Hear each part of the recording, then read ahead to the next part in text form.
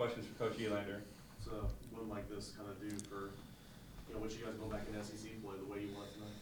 Yeah, I mean, there were some things we did well, and there were some things we did not do well at all tonight. But never take for granted a chance to win a ball game on your home field, and to be able to have again, we feel if we get to hit last at our home park, we feel good about it. So really good to see Grimm get that swing. But there's some things we'll adjust. But anytime you win a ball game is a good day. I think he was over 4 in his last at bat, down on 3 strikes. What was different? And I know it was the first pitch, but what was different about that final at bat? I just think he slowed down a little bit. I mean, that was a very uncharacteristic at bat, the one before, just kind of swinging through some breaking balls that honestly really weren't even competitive pitches at that point. So, again, even though that he's been in the program a while, I mean, it is still baseball. Sometimes guys have to fight in those big moments of it's usually do less. Human nature is you think you swing harder or do things a little bit better, but usually when the guys just relax and play baseball like he did in the ninth, you get the result that you want. What did it say about the team's response to battle back from what happened in the top of the ninth, especially what did you see in Levi's at bat, laying off that 3-2 breaking ball away? It was a great at bat. I mean, that was good stuff. The guy was up to 93 right there and mixed and matched, and I think he threw him like 3.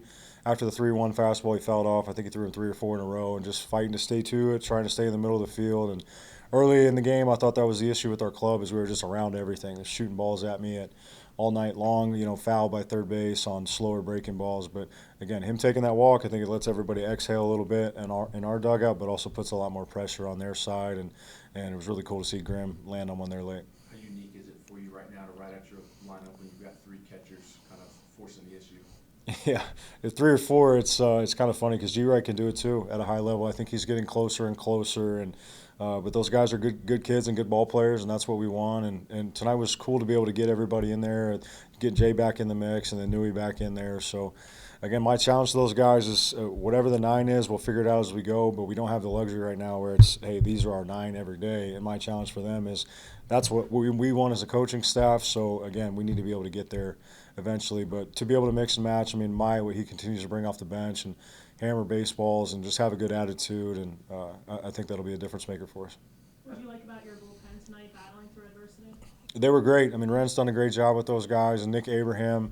Well, if you go back to Frederick, I thought he was great. He comes in a fire again and puts it out, and he continues to get a little bit more confidence, and hopefully that does and gives him more confidence going into SEC play, which will be his 3rd go-around this coming weekend. But Abraham was really good too, changing speeds. I thought Rudy was good too. Obviously gives a couple doubles there late, but competing in the strike zone and not walking guys, not giving up free passes, and then credit to our defense being able to defend that safety right there. I thought that was really the turning point in the game right there. But, they continue to throw strikes, but we got to be better offensively for sure. As a base runner, how hard is it, that Myatt, it was just rocket, line drive off the wall, like Jay was saying, how hard is that to kind of know to hold, go back and tag, take off? I mean, that looks like a difficult play for a base runner. It is a difficult play, but we always tell our guys if the read is right, the number of outs is irrelevant, right? So in that case, you have 1 out, you're going to err on trying to score right there in any capacity. And that ball was crushed, and that guy can really throw that's in right field. But one that's at that lower launch angle, you want the guys to stay off and work towards third base or open the ball and let it play out. And Jay will tell you, and he's a pro, he's just a little in between right there, and then it hits up off the wall. We don't have a chance to get him in there. But mistakes like that at times can get you beat in league play, and our guys know that, and so we need to adjust, and we'll get better about it. But yeah, that's when we need to do a little bit better. What did you see from Taylor in the first inning there? Just it wasn't crisp for whatever reason. I thought even just like the body language and how he was moving around on the mound, he just didn't seem comfortable for whatever the reason was today. So we'll meet with him tomorrow. I got a ton of confidence in him. He's been really good for us for 3 or 4 straight weeks, and he's got really good stuff. I thought the velo he's up to 92, 93 again today, and I know we had a little bit better weather, but you can't walk the first 2 guys of the game, and everybody knows that, and he knows that. So, we'll make those adjustments, but still got a ton of confidence in him moving forward. I think this might have been the 2nd time that Brady came in a first inning in kind of a mop-up role like that this year. How valuable is that to have a guy like him throwing those leverage innings early, and how will that stack up in SEC play? Yeah, it's massive. Well, hopefully that's not a theme where he's coming in the first inning a lot. But he's a guy I just have a ton of confidence in. I know he's going to throw strikes, and Ren did a good job with him today, kind of going a little bit more north and south with the heater. He's been getting jumped. They've been ambushing him and shooting balls through the middle, so he threw some good changeups and some good sliders. So I think as he continues to hit different quadrants with the strike zone, it'll give him more success not only versus lefties, but righties as well. But he's a guy that I feel comfortable, whether it's the first to put out a fire, end the game in the ninth, or fifth, you need a punch out or a double play ball. He's a true Swiss Army knife for our pitching staff. Where's Chris Newstrom been at since y'all came back from Texas?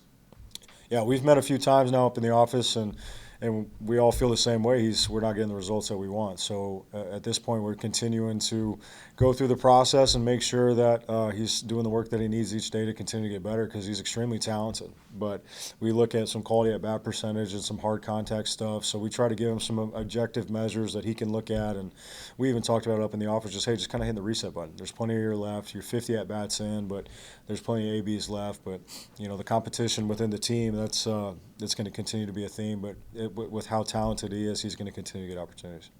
Two more guys. Do you have an update on Henry?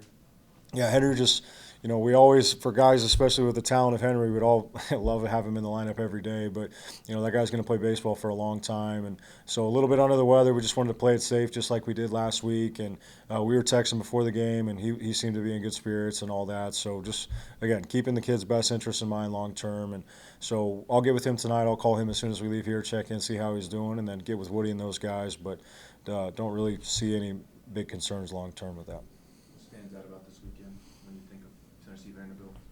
Just competition, right? A lot of good memories. I mean, going back, but the last few they've got us last year, so we'll have a little history lesson with our guys tomorrow. And again, it's another Southeastern Conference series on the road. You got to go in and compete. That's the key. But I have some great memories of watching Evan Russell hit 3 home runs and guys kind of turning the page. And so I know our guys will be excited for what's coming up this weekend in Nashville.